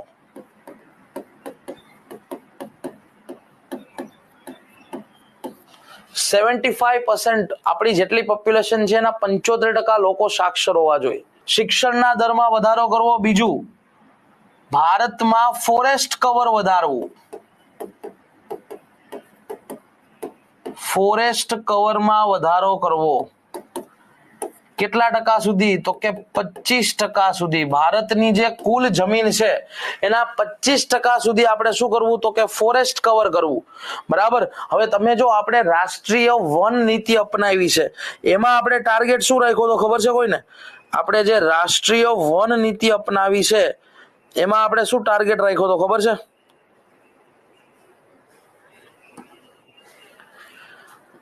રાષ્ટ્રીય વન નીતિ મુજબ ફોરેસ્ટ કવર કેટલું હોવું જોઈએ? કોઈને યાદ હોય તો કેટલા ટકા સુધી? બરાબર. બીજો આનો લક્ષ્ય એ પણ હતો ભાઈ, ભારતના શ્રમ બળ માટે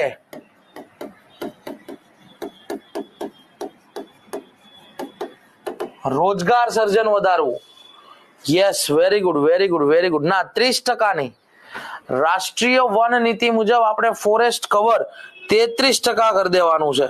કેટલા ટકા? 33%. બરાબર. પણ અહીંયા ટાર્ગેટ રાખ્યો હતો કે 25% સુધી પહેલા આપણે ફોરેસ્ટ કવરને વધારીએ. અને ચોથું, જેટલી પણ સામાજિક સેવાઓ છે એનું માળખું હજી પણ વધારે મજબૂત બનાવવું. જે સોશિયલ સર્વિસીસ છે બરાબર, એનું માળખું વધારે મજબૂત બનાવવું. હવે તમને અહીંયા પ્રશ્ન થશે કે સર આ શ્રમ બળ કોને કહેવાય? સ્વાભાવિક છે, આ શબ્દ આવ્યો છે શ્રમ બળ એટલે શું? શ્રમ બળ કોને કહેવાય?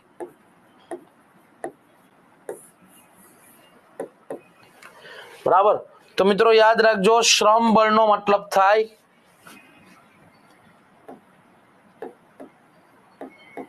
દેશની કુલ જનસંખ્યામાંથી, જ્યારે દેશની કુલ જનસંખ્યામાંથી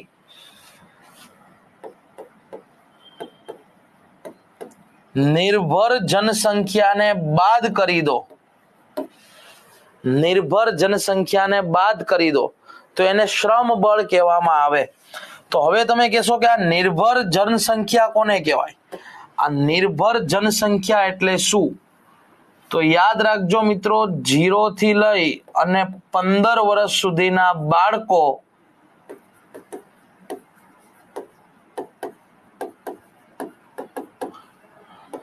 અને 65 years and above 65 વર્ષથી ઉપરના જે વૃદ્ધો છે એને ડિપેન્ડન્ટ પોપ્યુલેશન કહેવાય, એને નિર્ભર જનસંખ્યા કહેવાય. બરાબર.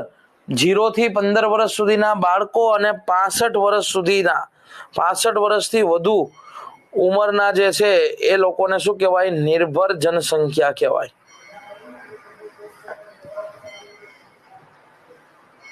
બરાબર. એટલે અહીંયા મિત્રો ખાસ યાદ રાખજો કે જ્યારે તમને શ્રમ બળ પૂછાય ને એટલે તમારે મેન યાદ રાખવાનું કે દેશનો યુવા વર્ગ. કારણ કે ભારતમાં અત્યારે શ્રમ બળમાં સૌથી વધારે યુવાનો જ છે, 65 વર્ષથી ઉપરના. યસ, બરાબર. ચલો હવે મિત્રો વાત કરીએ આ યોજનાનો ટાર્ગેટ કેટલો રાખ્યો હતો અને અચીવમેન્ટ શું થયું છે, બરાબર. 2002 થી 2007 માં આવી હતી. તો આ યોજનાનો ટાર્ગેટ રાખવામાં આવ્યો હતો કે ભારતનો આપણે દર વર્ષે 8% થી આપણે શું કરશું તો કે વિકાસ કરશું. ટાર્ગેટ રાખવામાં આવ્યો હતો 8.0%. અચીવમેન્ટ કેટલી થઈ છે? તો મિત્રો ટાર્ગેટ આવડો મોટો હતો, આવું સારું આ મોડેલ હતું કે જેમાં લોકોને સાક્ષર કરવાની વાત છે, જેમાં શ્રમ દળ માટે રોજગાર દેવાની વાત છે, બરાબર. તો એમાં જે છે ટાર્ગેટ 8% હતો અને અચીવમેન્ટ થયું 7.6%. એટલે આ 10 પંચવર્ષીય યોજના આ પહેલેથી જયારે આપણે 51 થી શરૂ કરી હતી ત્યારથી લઈને 2007 સુધીમાં અત્યાર સુધીમાં સૌથી હાઈએસ્ટ ટાર્ગેટ અચીવ કર્યો હોય તો 10મીએ, બરાબર. કેટલા ટકા? 7.6%. આ ત્યાર સુધીની વાત કરું છું, 2007 સુધીની, બરાબર. તો 10મી પંચવર્ષીય યોજનાએ આટલો ટાર્ગેટ જે છે અચીવ કરેલો હતો, બરાબર. અને બીજી મિત્રો ખાસ યાદ રાખજો કે આ જ પંચવર્ષીય યોજના છે કે જેમાં ભારતને આર્થિક મહાશક્તિ બનાવવા પર ફોકસ કરવામાં આવ્યું હતું. ભારતને આર્થિક મહાશક્તિ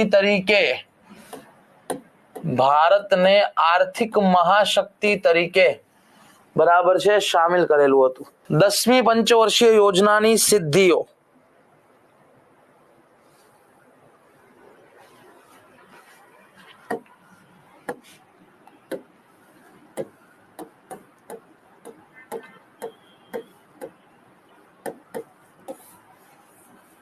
કઈ કઈ બાબતો પર ફોકસ કર્યું? તો 10મી પંચવર્ષીય યોજનામાં મિત્રો યાદ રાખજો કે અહીંયા પ્રથમ વખત આ પંચવર્ષીય યોજનામાં પ્રથમ વખત રાજ્ય દીઠ વિકાસ દર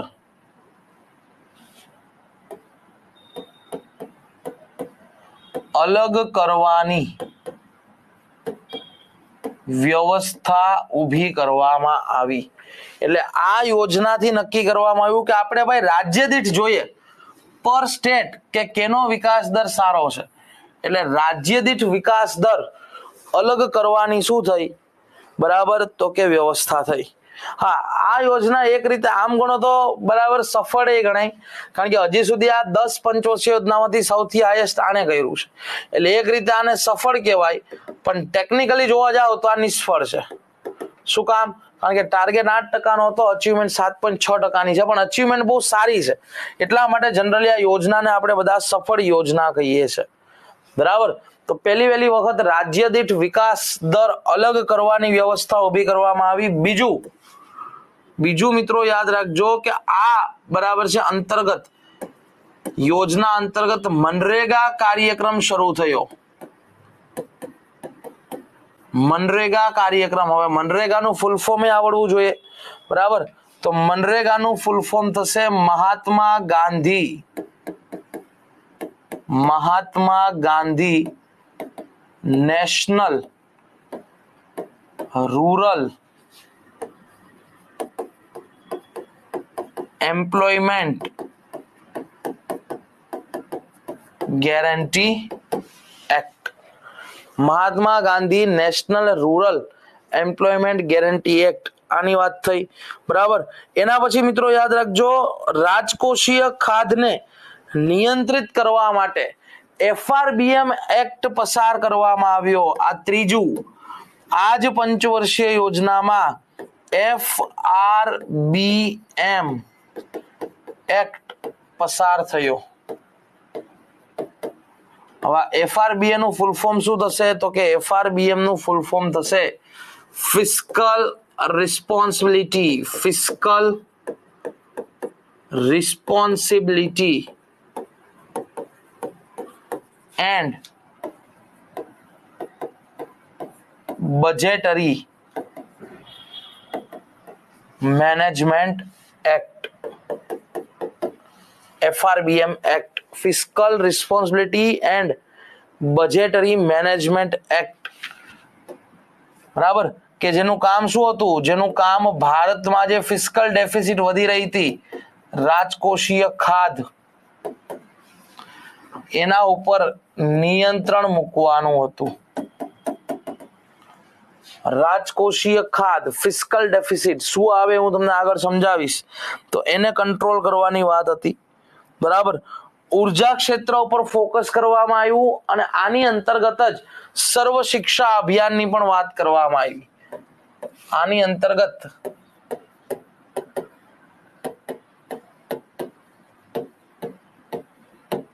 સર્વ શિક્ષા અભિયાનની પણ વાત થઈ હતી અને ઉર્જા ક્ષેત્રે વિકાસ માટે સહયોગ આપવાની પણ વાત થઈ હતી. બરાબર, તો આ થઈ ગઈ તમારી 10મી પંચવર્ષીય યોજના. ચલો ડન. નેક્સ્ટ 10મી પંચવર્ષીય યોજના ડિટેલમાં તમે લખી નાખી, એની સિદ્ધિઓ લખી નાખી. હવે આપણે આગળ વધીએ 11મી પંચવર્ષીય યોજના પર. 11મી પંચવર્ષીય યોજના.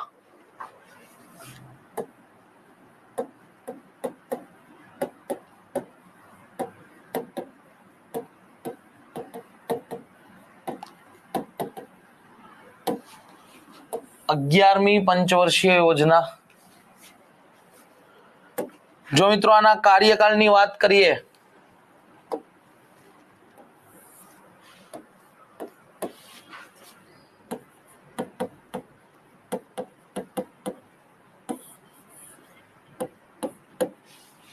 બરાબર, તો 11મી પંચવર્ષીય યોજનાનો કાર્યકાળ આવશે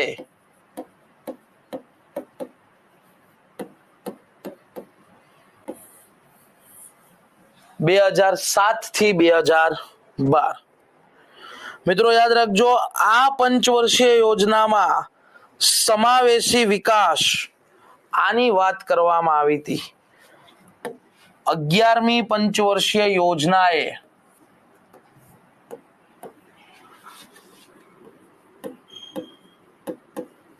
સમાવેશી વિકાસ ની વાત કરેલી.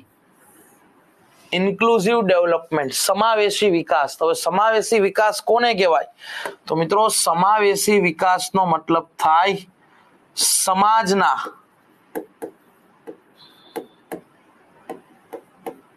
હાશિયા પર રહેલ, હાશિયા એટલે સૌથી છેલ્લે, સમાજના હાશિયા પર રહેલ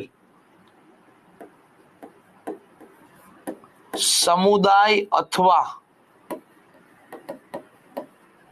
વ્યક્તિનો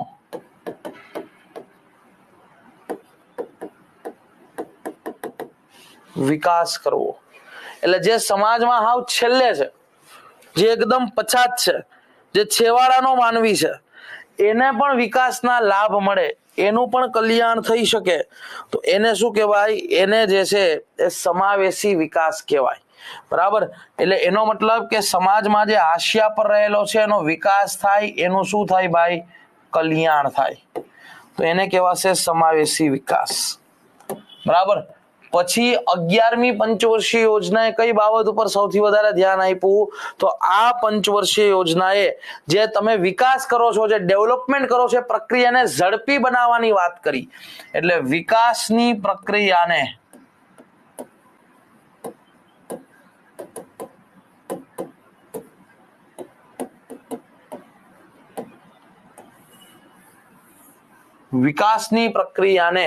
ઝડપી બનાવવા પર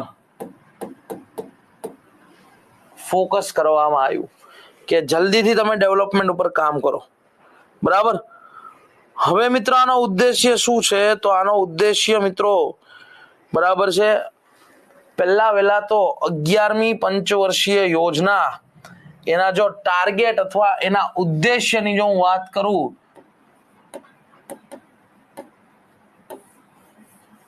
તો એનો પહેલો હેતુ છે કે ભારતમાં સેકન્ડ ગ્રીન રિવોલ્યુશન, પહેલો ઉદ્દેશ્ય બીજી હરિયાળી ક્રાંતિ શરૂ કરાવી. સેકન્ડ ગ્રીન રિવોલ્યુશન, હવે અહીંયા મિત્રો તમારો પ્રશ્ન એ થાય, અહીંયા તમને એ પ્રશ્ન થાય કે આ બીજી હરિયાળી ક્રાંતિનો મતલબ શું? આ બીજી હરિયાળી ક્રાંતિ કહેવાય કોને? બરાબર, પહેલી હરિયાળી ક્રાંતિ ખબર નથી સાહેબ ને તમે અચાનકથી બીજી ક્યાંથી લાવ્યા? બરાબર, તો બીજી હરિયાળી ક્રાંતિમાં કયા કયા અગત્યના મુદ્દા હતા એની વાત કરીએ. અહીંયા જ લખું છું, પેલા આટલું લખ્યું ઉદ્દેશ્ય બીજી હરિયાળી ક્રાંતિ. તો આપણે નેક્સ્ટ પેજમાં તમને હું બીજી હરિયાળી ક્રાંતિ વિશે થોડુંક લખાઈ દઉં કે સેકન્ડ ગ્રીન રિવોલ્યુશન.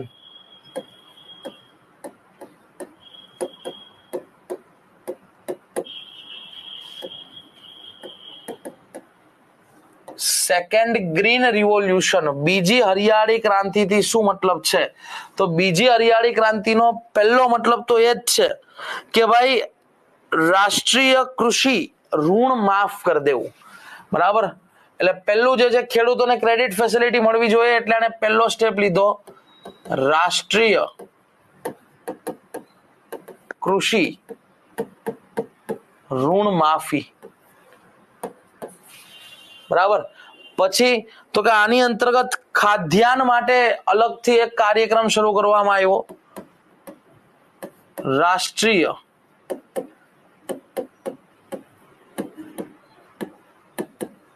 ખાદ્યાન્ન મિશન. આ શરૂ થયું. એના પછી તો કે ભાઈ એમના પાક જે છે એ બગડે નહીં એટલા માટે એમને વીમો આપવાની વાત થઈ, તો રાષ્ટ્રીય કૃષિ વીમા યોજના.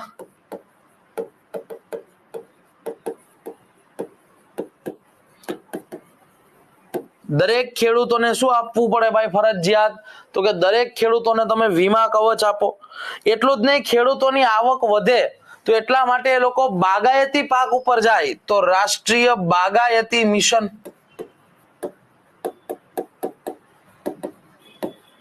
રાષ્ટ્રીય બાગાયતી મિશન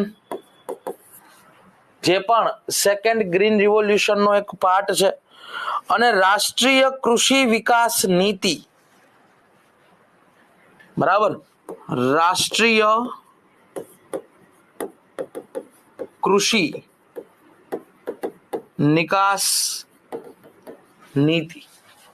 આ બધા કાર્યક્રમો અલગ અલગ સેકન્ડ ગ્રીન રિવોલ્યુશન અંતર્ગત કરવામાં આવ્યો. હજી સેકન્ડ ગ્રીન રિવોલ્યુશન વધારે છે કે જેમાં જૈવિક ખાતરના ઉપયોગ કરવાની વાત છે, જેમાં ઝીરો બજેટ નેચરલ ફાર્મિંગની વાત છે. એને પણ તમે બરાબર સેકન્ડ ગ્રીન રિવોલ્યુશન કહી શકો ખરા. બરાબર, તો આ થઈ ગયું તમારું સેકન્ડ ગ્રીન રિવોલ્યુશન, જે બીજી હરિયાળી ક્રાંતિનો મુખ્ય ઉદ્દેશ્ય હતો એ. એના પછી મિત્રો વાત કરીએ તો આનું લક્ષ્ય શું હતું ભાઈ? તો કે આની અંતર્ગત ગ્રામીણ ક્ષેત્રમાં, બરાબર છે, ગ્રામીણ ક્ષેત્રમાં જે છે વ્યવસ્થિત શું પહોંચાડવી? ઇલેક્ટ્રિસિટી, વીજળી. એટલે આનું બીજું લક્ષ્ય હતું ગ્રામીણ ક્ષેત્રમાં વીજળી ઉપલબ્ધ કરાવવી.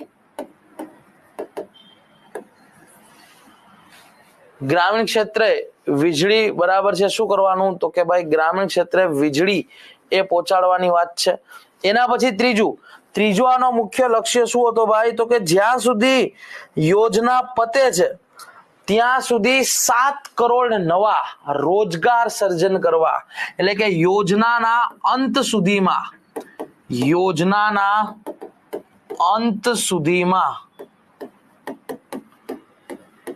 7 કરોડ નવા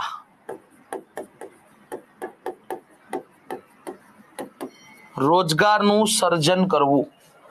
બરાબર, પછી તો કે ગઈ પંચવર્ષીય યોજનામાં સાક્ષરતા દર કેટલો હતો ભાઈ? 10મી પંચવર્ષીય યોજનામાં સાક્ષરતા દરનો ટાર્ગેટ કેટલો રાખ્યો હતો? કેટલા લોકો સુધી સાક્ષરતા પહોંચવી જોઈએ? શું ટાર્ગેટ હતો? કમેન્ટ કરો ફટાફટ. 10મી પંચવર્ષીય યોજનામાં સાક્ષરતા દર કે ભાઈ કુલ જનસંખ્યામાંથી કેટલા લોકો સાક્ષર જોઈએ? તો એ સાક્ષરતા દર કેટલો હતો? 85% કરી નાખ્યો. સાક્ષરતા દર 85% કરી નાખ્યો. અને એટલું જ નહીં, સાથે સાથે આ યોજનાનું ઉદ્દેશ્ય હતું કે ગરીબીમાં 12% શું કરવો? ઘટાડો કરવો. ગરીબીમાંથી 12% લોકોને, બરાબર છે, દૂર કરવા. હવે 11મી પંચવર્ષીય યોજનાની સિદ્ધિ શું હતી?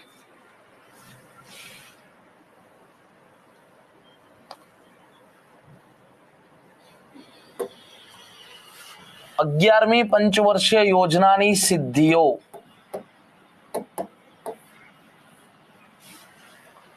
11મી પંચવર્ષીય યોજનાની સિદ્ધિઓ.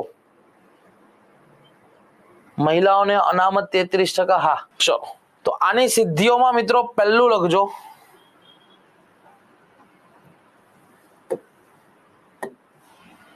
આની સિદ્ધિઓમાં પહેલું તીવ્ર ઔદ્યોગિકીકરણની સાથે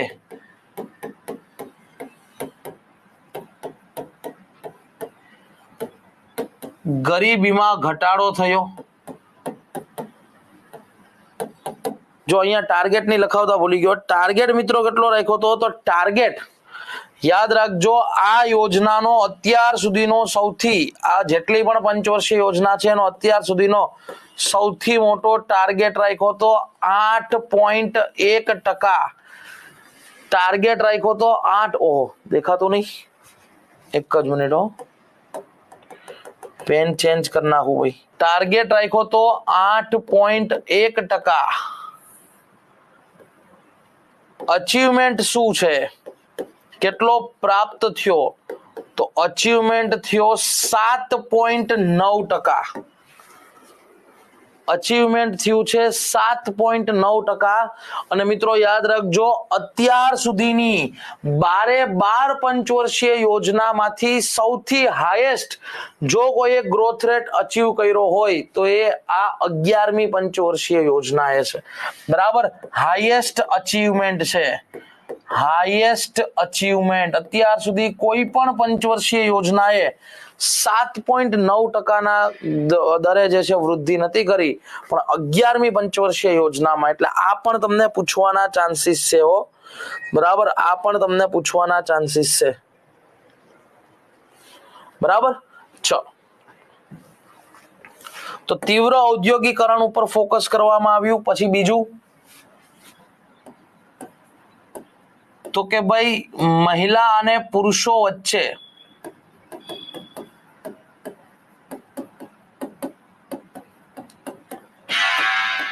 લૈંગિક સમાનતા વધારવામાં આવી. બરાબર, મહિલા અને પુરુષો વચ્ચે ઇક્વાલિટીની વાત કરવામાં આવી. નહીં, આને ફેલ નહીં કહેવાય. ટેકનિકલી ભલે તમે કહેતા ફેલ, પણ અહીંયા તમે જો હાઈએસ્ટ અચીવમેન્ટ છે એટલે આ યોજનાને આપણે સફળ જ ગણશું. કારણ કે ટાર્ગેટ ઊંચો રાખ્યો હતો. અચીવમેન્ટ તમે જો 7.9% એટલે ઓછી અચીવમેન્ટ ના કહેવાય. એટલે આને આપણે ફેલ નહીં કહીએ, આને આપણે સફળ કહેશું. બરાબર, પછી તો કે પછી મિત્રો સામાજિક ન્યાય અને સશક્તિકરણ ઉપર વાત કરવામાં આવી હતી.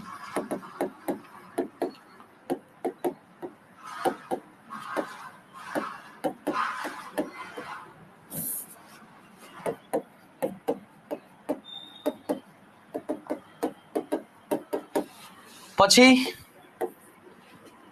ચોથું મહિલા પુરુષો વચ્ચે લૈંગિક સામાજિક અને સશક્તિકરણ, તીવ્ર ઔદ્યોગિક સાથે ગરીબી. યસ, પર્યાવરણના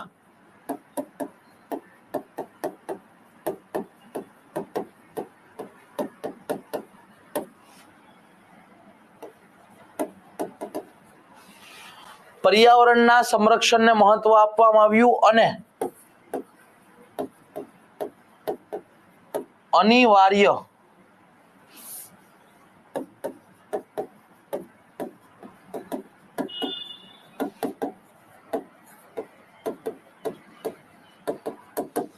સેવાઓની ઉપલબ્ધતા કરવામાં આવી. અનિવાર્ય સેવાઓને ઉપલબ્ધ કરાવવામાં આવી. બરાબર, ચલો તો આ થઈ ગઈ તમારી 11મી પંચવર્ષીય યોજના. ડન. ચલો તો આ થઈ ગઈ 11મી પંચવર્ષીય યોજના. અને હવે આપણે જોઈ લઈએ છેલ્લી પંચવર્ષીય યોજના, એટલે કે 12મી પંચવર્ષીય યોજના.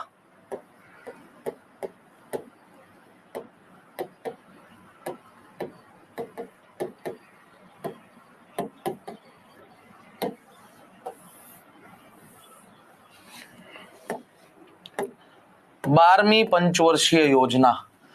આમાં મિત્રો તમારે બહુ કઈ યાદ નથી રાખવાનું આની સિદ્ધિઓ કે એવું કઈ. શું કામ? કારણ કે હું તમને સમજાવું કે આનો જે છે કાર્યકાળ કેટલો હતો, તો આનો કાર્યકાળ હતો 2012 થી લઈ અને 2017. હવે થયું કેવું, તો તમને ખબર હશે કે ભાઈ સામાન્ય રીતે તમને બધાને ખબર છે કે 2015 થી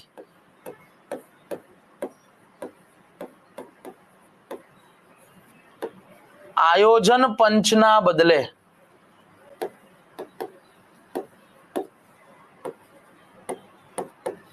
કોણ આવી ગયું છે ભાઈ?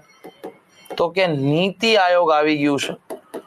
અને નીતિ આયોગે આ પંચવર્ષીય યોજનાના કોન્સેપ્ટને જે છે એ જવા દીધો છે. એટલે આના આપણી પાસે શું જ નથી ભાઈ? તો કે આના આપણી પાસે પ્રોપર ડેટા નથી. કારણ કે 2015 પછી ભલે આ યોજના ચાલુ જ રહેવા દીધી. આ યોજનાને એવું ન કીધું ઓફિશિયલી કે આ યોજના બંધ, આ યોજના આપણે હવે એન્ડ કરી દઈએ. નહીં, 2017 ઓટોમેટિક બંધ થઈ જ જવાની હતી. પણ અહીંયા આની આ 2015 આયોજન પણ જતું રહ્યું, એટલે પછી યોજના માટે ન તો ફંડિંગ આવે, ન એના માટે કોઈ અધિકારી છે, તો ઓટોમેટિક આ યોજના જે છે કઈ કામની જ નથી રહેવાની. બરાબર. આમાં મિત્રો ટાર્ગેટ કેટલો રાખ્યો હતો, તો યાદ રાખજો, આ જે પંચવર્ષીય યોજના જે છે 12મી, એનો ટાર્ગેટ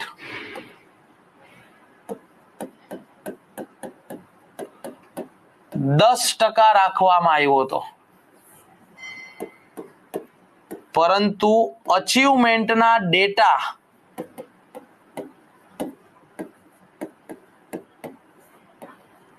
ઉપલબ્ધ નથી. બરાબર મિત્રો, 12મી પંચવર્ષીય યોજનાએ મુખ્યત્વે કેના ઉપર ફોકસ કર્યું હતું? તો યાદ રાખજો, 12મી પંચવર્ષીય યોજનાએ ઝડપી, સમાવેશી અને સતત, ઝડપી, સમાવેશી અને સતત શું કરવાની વાત કરી હતી ભાઈ? તો કે ડેવલપમેન્ટ, વિકાસ, ઝડપી, સમાવેશી અને સતત વિકાસ ઉપર ધ્યાન કેન્દ્રિત કર્યું હતું. ઝડપી, સમાવેશી અને સતત વિકાસ ઉપર ધ્યાન કેન્દ્રિત કર્યું હતું ભાઈ. બરાબર. અને અહીંયા મિત્રો મુખ્યત્વે 7 અલગ અલગ ક્ષેત્ર ઉપર ધ્યાન આપવામાં આવ્યું હતું. 12મી પંચવર્ષીય યોજનાએ 7 ક્ષેત્રો ઉપર ફોકસ કરવાની વાત કરી હતી. આ 7 ક્ષેત્ર કયા છે? 12મી પંચવર્ષીય યોજનાએ જે 7 ક્ષેત્રો ઉપર ફોકસ કરવાની વાત કરી હતી, એમાંથી 7 ક્ષેત્રમાંથી પહેલું છે આર્થિક વિકાસ.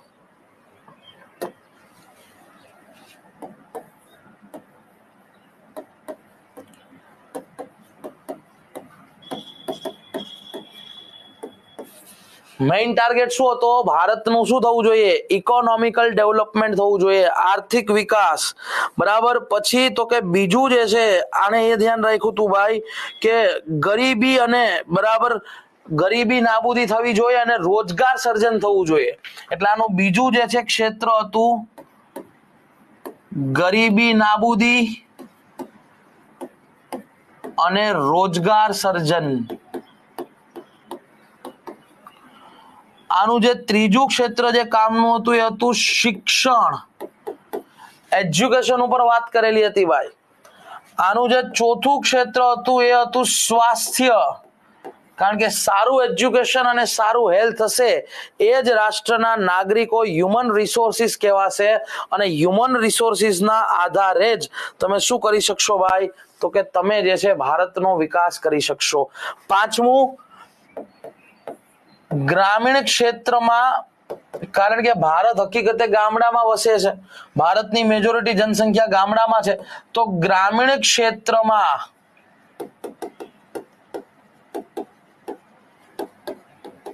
આંતરમાળખાકીય સુવિધા જે છે એ પ્રદાન કરવી. બરાબર, ગ્રામીણ ક્ષેત્રમાં આંતરમાળખાકીય સુવિધા આપવી. છઠ્ઠું, સેવા ક્ષેત્રનો વિકાસ કરવો. સેવા ક્ષેત્રનો વિકાસ કરવો. અને સાતમું, પર્યાવરણના સંરક્ષણ સાથે વિકાસ કરવો.